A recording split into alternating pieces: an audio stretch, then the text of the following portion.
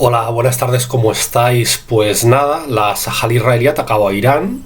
a las 3 de la madrugada de hoy, día 13 de junio, y lo ha hecho desde el espacio aéreo iraquí y sirio, es decir, a los cazabombarderos israelíes no les ha hecho falta ni penetrar en el espacio aéreo iraní, con lo cual se habrían expuesto al contraataque y a los intentos de derribo por parte de las baterías aéreas antiaéreas iraníes, pero no se han expuesto a ese riesgo porque han atacado desde Siria y han atacado desde Irak. Y bueno, aquí es donde se ve claramente pues una de las motivaciones de destruir, como han destruido la República Árabe Siria, porque con Bashar al-Assad evidentemente esto no habría pasado. Los israelíes no habrían atacado desde el espacio aéreo sirio, cosa que sí que han hecho con el gobierno genocida de Damasco, pues entronizado ahora en Siria, ¿no? Y bueno, se trata de un ataque que los medios han descrito como a dos centrales e instalaciones nucleares iraníes, principalmente de desarrollo de enriquecimiento de uranio. O sea, en realidad han sido más de dos las atacadas, no recuerdo los nombres, pero una de ellas es la de Isfahan. Otra es la de Natanz, para la cual la Sahal israelí ha utilizado misiles antibúnker para romper el blindaje, digamos a ras de suelo de la instalación nuclear, que está situada pues subterráneamente, ¿no? Y luego a otras instalaciones nucleares desarrolladas por los iraníes en la superficie y al aire libre, con lo cual también ya les vale haber desarrollado instalaciones al aire libre, porque eso significa pues bueno, que no hay un blindaje subterráneo antirradiación y bueno, y evidentemente pues se va a desatar radioactividad con las consecuentes víctimas. Veremos a lo largo de los años que esto va a ser un problema de salud pública en Irán. Y los israelíes ni siquiera han tenido que utilizar pues misiles rompedores de los búnkers, porque no los había. O sea, estaban ahí al desnudo y al pelo en pecho, digamos, las centrales iraníes. Y bueno, qué decir, pues que el contraataque de Irán en una más que previsible escalada a mayores es problemático, porque todo el entramado armamentístico transregional que Irán había ido articulando, ¿no?, a través de Líbano, Hezbollah, con Yemen, con Hamas también, y bueno, las milicias en Irak, las milicias chiíes iraquíes de apoyo a Irán, y bueno, luego en Siria también como aliada de Irán que era, pues esa capacidad de repostar armamento y de ir supliendo, ¿no?, el arsenal, aquello que queda de los aliados de Irán en la región vaya gastando en una posible escalada a mayores que implique la participación en la reyerta de los aliados de Irán en la región, pues esa posibilidad de ir repostando, de ir reponiendo el material bélico que vayan gastando, pues se ha visto seriamente dañada, por no decir que no hay posibilidad de abastecer unas remesas nuevas de armamento, porque las rutas, los itinerarios a través de los cuales desde Irán llegaba armamento pues a Líbano, a Palestina, a Siria, bueno, que eran a través de la misma Siria y a través de Irak, pues son rutas que ahora, claro, con el gobierno genocida de Damasco en el poder en Siria, están interruptas, ¿no? Entonces sí que es verdad que, bueno, todavía hay miles de milicianos de Hezbollah que conservan su armamento, que en un momento dado lo usarán, pero claro, los stocks ya no los pueden reponer. Y eso es un hándicap para Irán. En el caso de Yemen es diferente, porque ellos repostan el armamento a través de los envíos navales desde Irán, a través de primero atravesando el estrecho de Hormuz y luego bordeando el litoral sur de la península arábiga y llegando al estrecho al estrecho del Yemen, ¿no? Y ahí aprovisionan a los hutíes. O sea, en el caso del Yemen sí que hay unas vías de aprovisionamiento, pero no en el caso de otros aliados iraníes de los iraníes, que bueno, que se verán desabastecidos.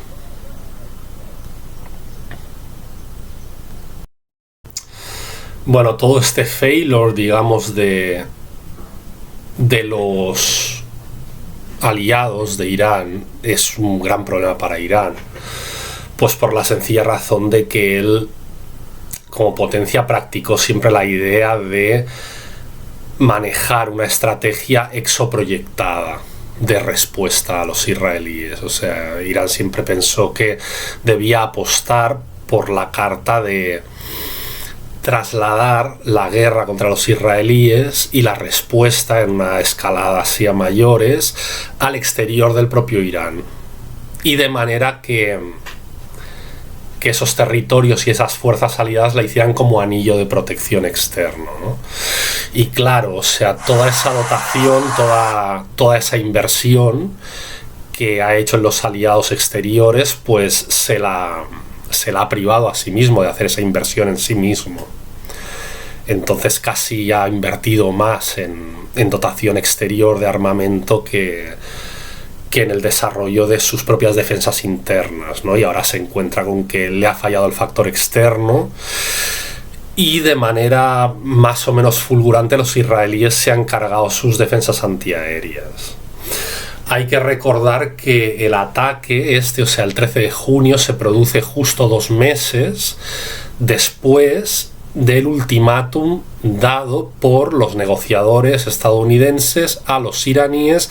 para que empezaran a desarmar su programa nuclear y a desmontar las instalaciones, ¿no? Entonces dieron 60 días de plazo,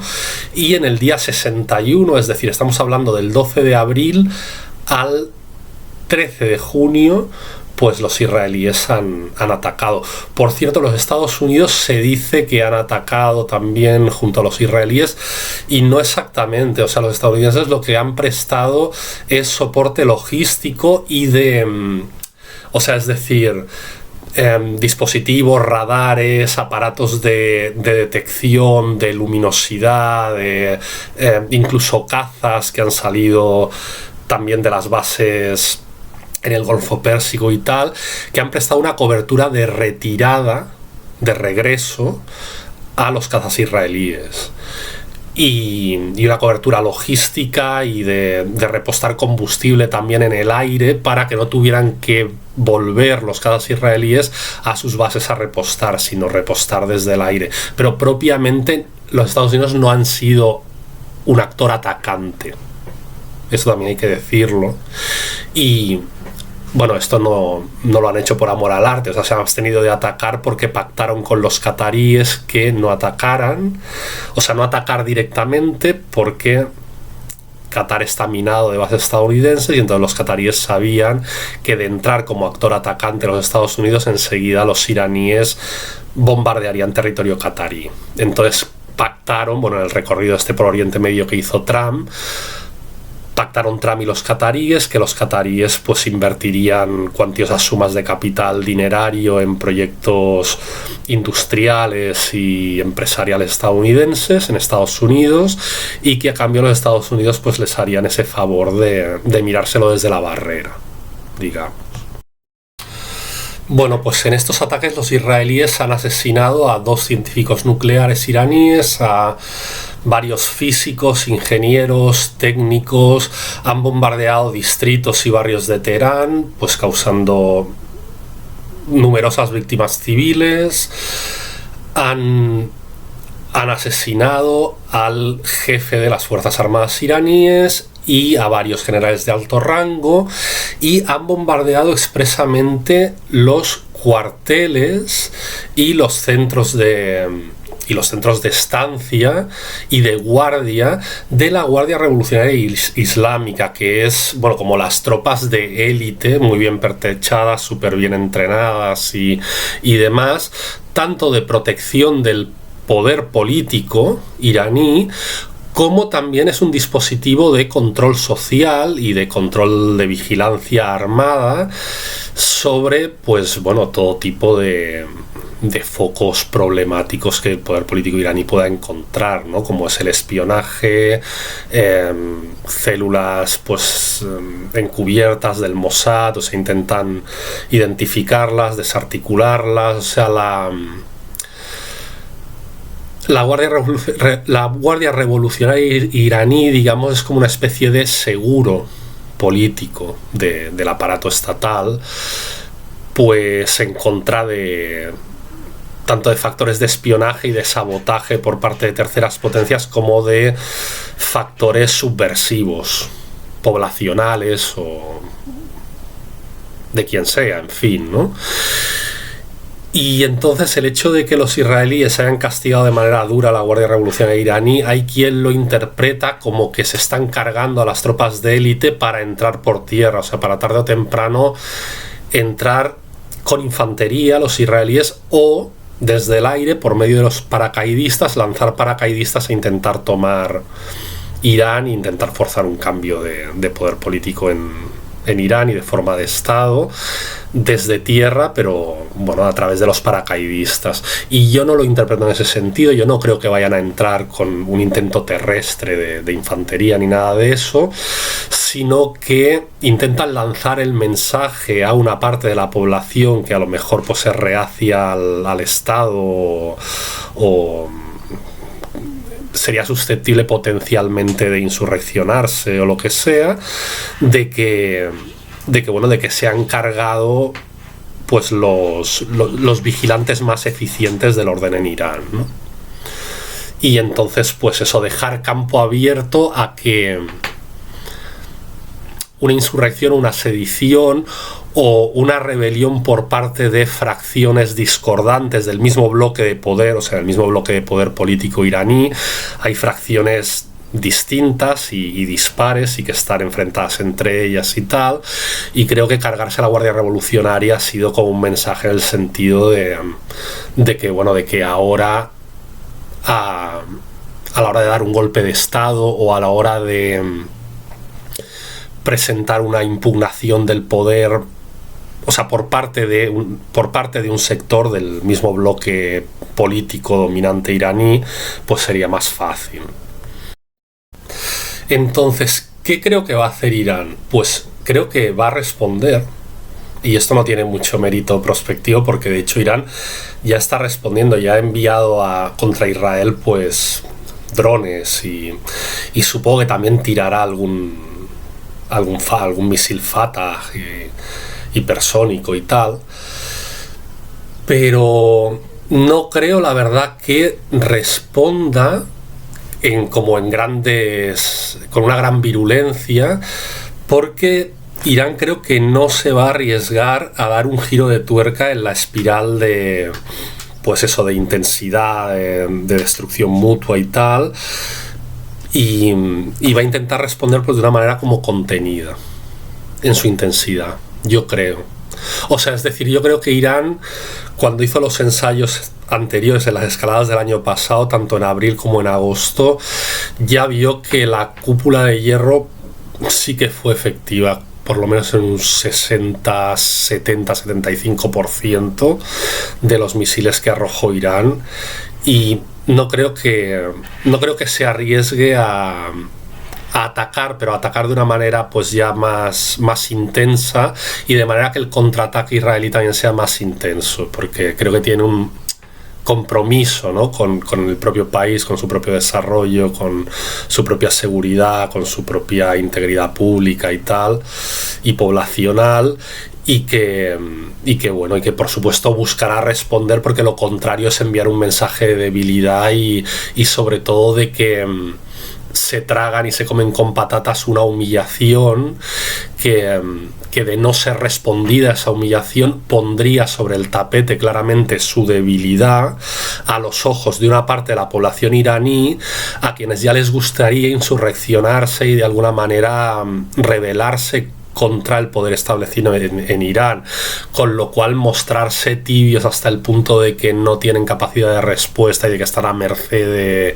de quienes intentan destruirles desde el exterior, claro, sería un mal mensaje en términos de seguridad del aparato estatal iraní, ¿no? Entonces, para dejar claro a la población que como Estado siguen firmes, pues van a responder, pero no van a ir a desatar, digamos, un torrente salvaje en espiral que sería seguramente pues la destrucción mutua, pero claro, por supuesto la destrucción iraní, y entonces ahí van a tener cuidado. ¿Qué va a hacer China? Pues China sí que es verdad que es el mayor socio financiero de Irán, es su mayor prestamista y comprador de bonos de deuda iraníes, y se los cobra en parte en petróleo y en parte en capital, en dinero, en divisas. Pero no creo que intervenga. O sea, China no intervendrá desde el momento en que yo creo que buscarán maniobrar para buscar una salida de pacto limitado por el cual se derive hacia una transición a un nuevo aparato de poder en Irán, pero no de cambio radical, sino dentro de la propia forma de Estado, de República Islámica, y dentro del propio bloque políticamente dominante en el Estado, hay fracciones que son, digamos, más aperturistas, lo cual en términos de hacer mercado para las exportaciones iraníes y en gran medida también por lo mismo para las exportaciones chinas en la región, porque China es de los mayores socios comerciales de Irán también. Entonces, una línea más aperturista dentro del mismo bloque dominante actual en Irán, pero otra fracción, digamos, más conciliacionista, dispuesta a revisar el programa nuclear, a desarticularlo también, pero con la contracción de unos compromisos trilaterales con Estados Unidos de no ataque a Irán, en los que medie China como madrina, digamos, de unos acuerdos y tal. Pues yo creo que es la salida que buscará China, pero intervenir en favor de Irán, no. O sea, China tiene un modelo en el mundo que es el del comercio, o sea, que es el de ofrecer posibilidades de negocio, modelo que ha copiado Trump, dicho sea de paso, y en el caso de Irán no les interesa ir hacia una región ya definitivamente empantanada y sin posibilidades de desarrollo. Entonces, esa será la posición de China, yo creo. La de propiciar y la de impulsar con su fuerza diplomática y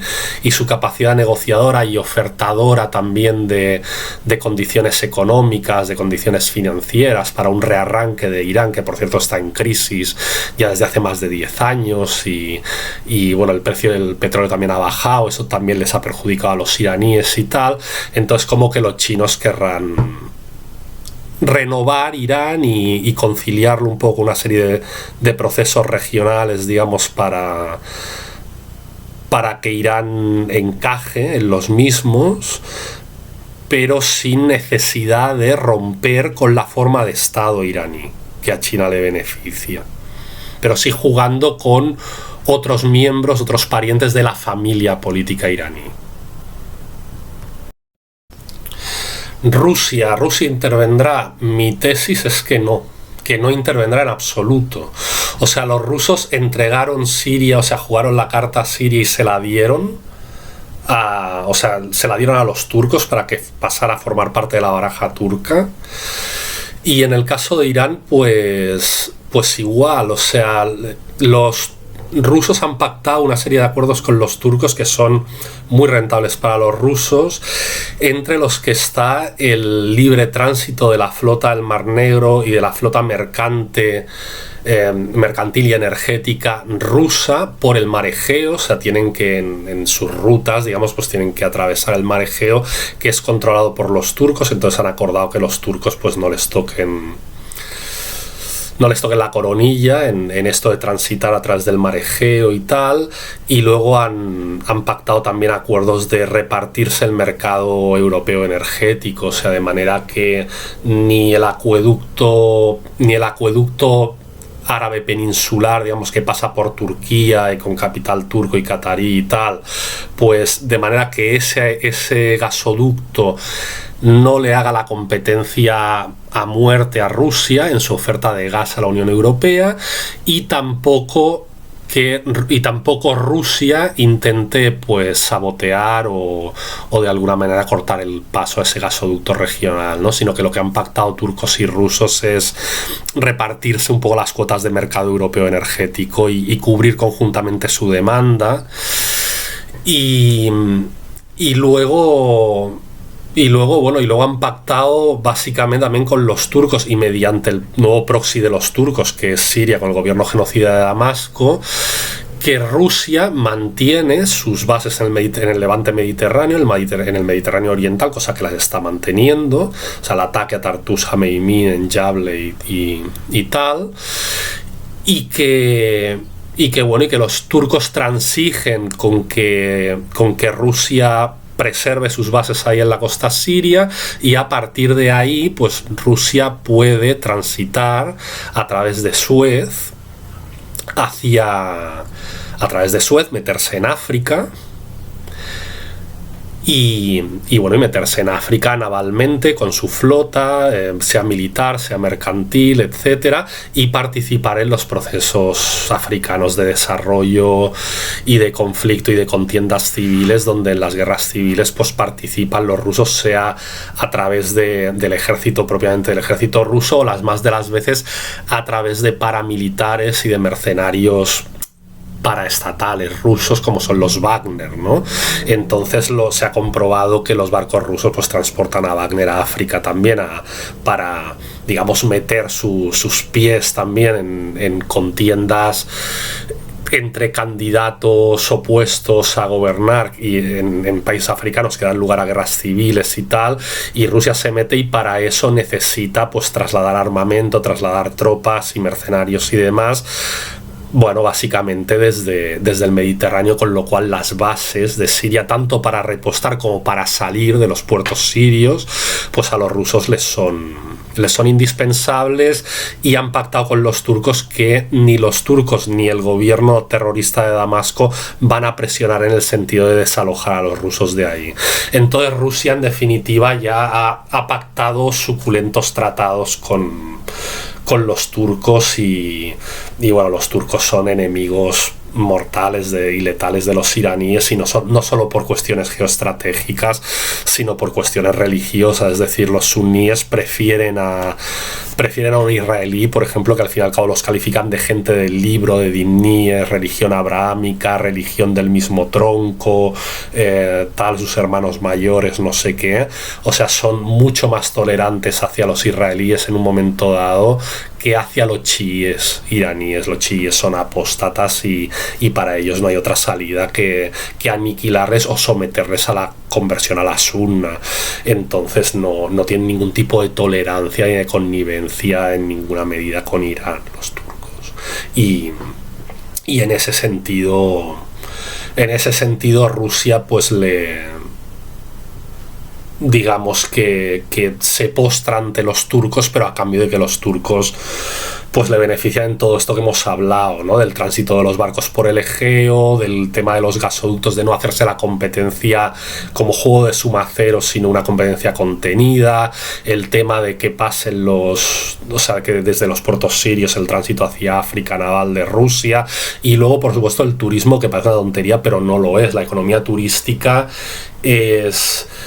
un puntal de la economía turca, y aproximadamente el 50% de los turistas que visitan anualmente Turquía son rusos. Entonces, a cambio, Rusia pues también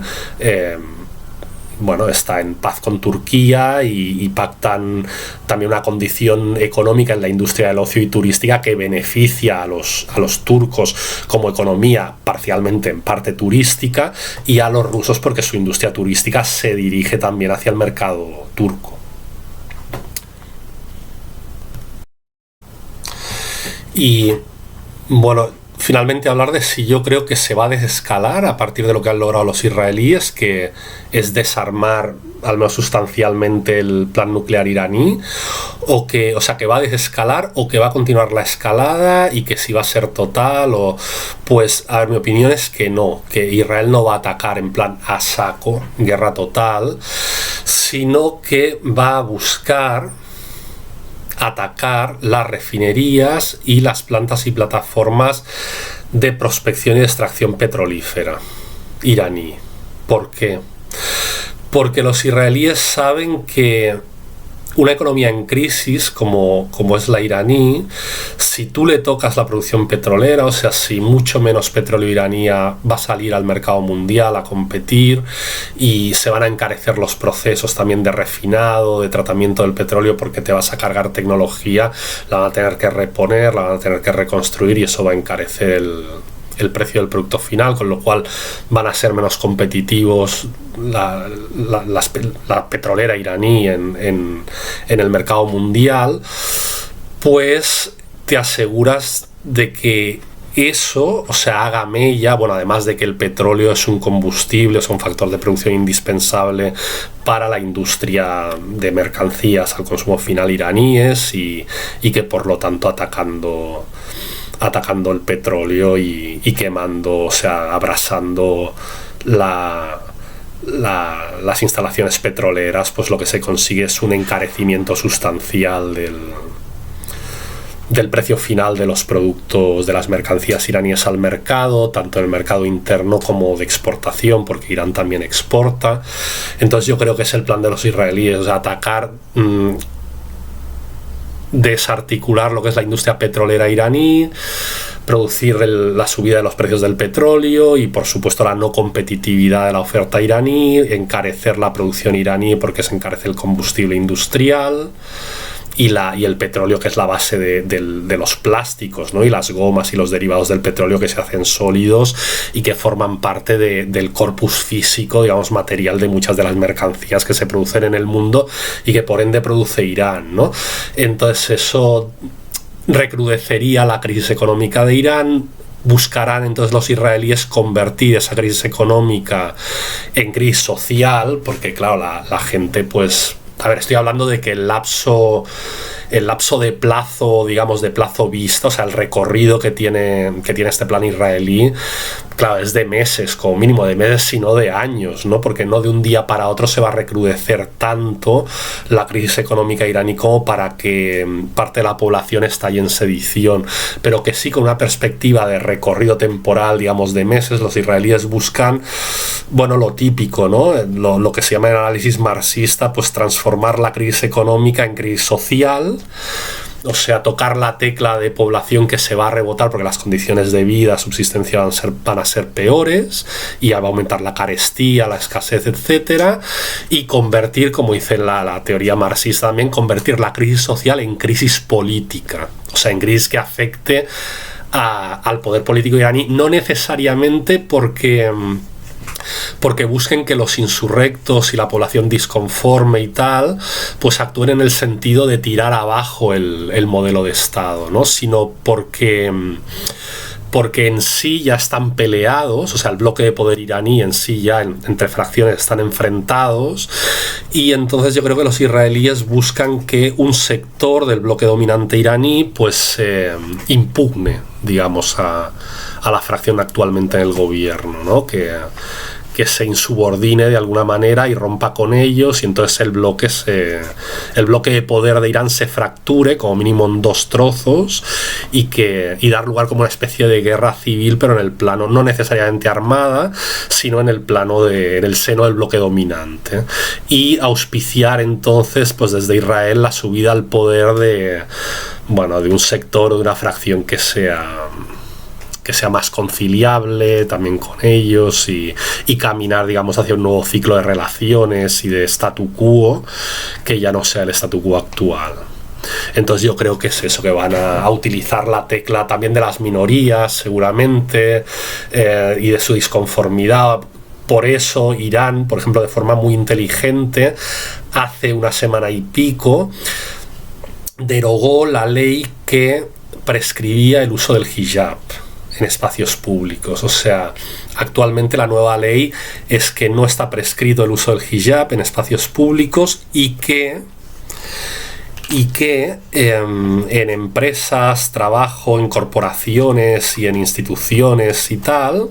no se podrá obligar a la mujer a llevar hijab, y que si se obliga a la mujer a llevar hijab, esto confrontará con la acción punitiva, digamos, iraní, y el propio Estado iraní pondrá una denuncia a aquellos agentes sociales o económicos, empresariales, de negocios, lo que sea, que en el ámbito, incluso familiares, que en el ámbito privado obliguen a la mujer a llevar hijab, y que en espacio público está asegurada la libertad de no llevarlo. Entonces esta ley apenas ha tenido oportunidad de ponerse en vigor y ya ha estallado esta escalada con Israel, pero claro, Irán lo ha hecho pues un poco intentando sobre todo contentar a las minorías, ¿no? Porque en Irán recordemos que hay mazdeístas zoroástricos o zoroastros, hay suníes, hay baluch, hay azeríes, hay kurdos y claro, una república islámica que en principio hasta ahora era obligado el pañuelo, pues genera una sensación de no integración, ¿no? Entonces ahora con la nueva ley supongo que también las minorías se sentirán pues más integradas y más esperanzadas en el hecho de que se busque una concordia de relaciones sociales donde las formas de ser, la cultura y la religiosidad de todos los grupos pues se vea, si no representada políticamente, porque no está representada políticamente, pues es una república islámica, pero sí respetada a nivel civil, ya no representada políticamente, pero respetada a nivel en la vida civil. Y así se lo ha montado Irán y ha generado simpatía por parte de sectores poblacionales iraníes no musulmanes, ¿no? Bueno, pues hasta aquí el análisis. Seguiré porque claro, esto ahora ha empezado, pero bueno, se espera que la escalada continúe. Ya digo yo que no va a ser una escalada total. Y mi hipótesis, no sé si se cumplirá, no tengo ningún especial interés en que se cumpla, o sea, estoy muy afectado por esto y me da mucha pena por el pueblo iraní, por su país y por su gran cultura, bagaje histórico, civilizatorio, etcétera. Porque creo que es una economía que en las condiciones de vida que intenta dar a su población pues es progresiva y materialmente está en desarrollo y con gran instinto de inversión, de generadores de tecnología, de una tecnología útil que sirve al bienestar y a la comodidad, al confort de la sociedad iraní y tal. Pero creo que desgraciadamente, a ver, si no en una perspectiva de guerra total, sí que continuará la escalada en este sentido, ¿no? En el sentido de hacerles una guerra a la producción petrolera, sabotaje total al petróleo, por tanto guerra económica, crisis social, crisis política y agudización de las contradicciones internas en Irán. No necesariamente en una confrontación armada con los israelíes. Bueno, gracias por vuestra paciencia y bueno, ya veremos, ¿no? Como dicen los ingleses, the proof of the pudding is in the eating, o sea, la prueba del pudding consiste en comerlo, y a ver, entonces la prueba del pudding pues es saber en un futuro más o menos inmediato o próximo si las cosas van por donde yo estoy pues hipotetizando. Un abrazo y somos una familia, somos una comunidad, seguimos en comunicación y analizando conjuntamente. Espero vuestros comentarios, vuestras sugerencias, vuestras negativas, cuestionamientos, vuestros matices, contrapropuestas de análisis en el apartado de comentarios, y hasta pronto. Un fuerte abrazo a todos y a todas.